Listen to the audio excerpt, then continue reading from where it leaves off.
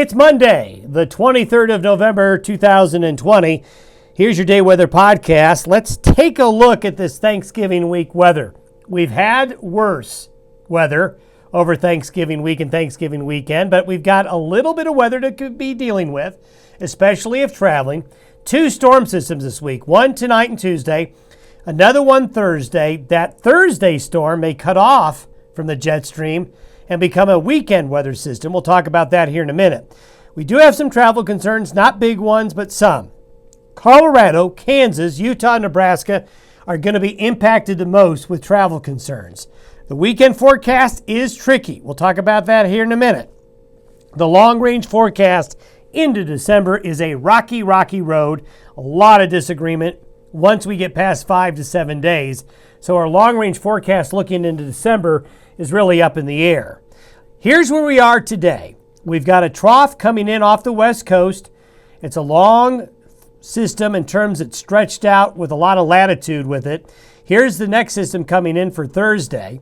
This system here will take its energy more to the southern part of it and move into southern Colorado. This is where we are by noon tomorrow. It's a small low, not a really big one, so the heavier precipitation will stay close to the low here, not very large, and it's a quick mover. But there will be some weather in this area here. I-70, I-76, I-25, I-80 will be impacted with some wintry weather, especially I-70 through Colorado and Wyoming's mountain passes. The next system comes in Thanksgiving Day. A very similar system. Here is tomorrow's system all the way into the Great Lakes. This system here is going to break into 2 pieces, with the northern branch headed towards the Great Lakes and this guy getting cut off from the main low by the weekend. That's going to keep it, the separation of this storm is going to keep it from becoming a big Thanksgiving Day storm, but rather a minor system. This is what it looks like, though, through Saturday morning. You can see the I-80 corridor is kind of the borderline with this system.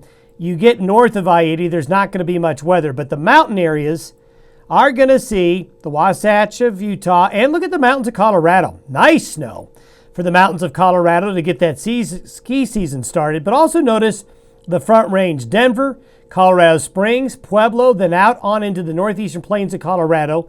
There could be several inches of snow tonight through Tuesday night, and then again, some snow showers on the plains with that second system coming in overnight Thursday, late Thursday into early Friday.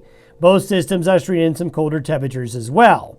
Now, this is where it gets complicated. That Thanksgiving Day storm breaks off with that low headed to the Great Lakes and then the low breaking off in the Four Corners.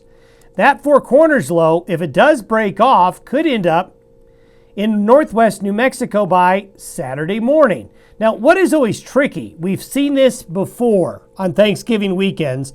The low gets cut off, it looks like it's not going to do much, and then it wants to drift north to get reattached to the jet stream.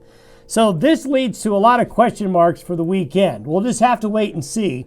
But the weekend could have more weather in it than you're seeing in current long-range forecasts right now. So we got to keep an eye on the weekend weather. In the meantime, we've got the system tonight and Tuesday. Then we've got the system Thanksgiving Day, Thursday into Friday. Minor storms, not major ones, but enough to bring just enough weather to the region to make roads and mountain passes a little bit slick and also make it colder.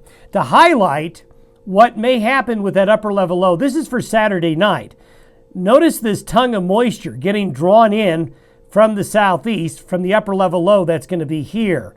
So if this system ends up drifting north, we may have a lot more weather Saturday night and Sunday. That's why we're going to keep a real close eye on it. Thanks for watching and listening to the Day Weather Podcast. We'll update you Tuesday. Have a great Monday, everybody.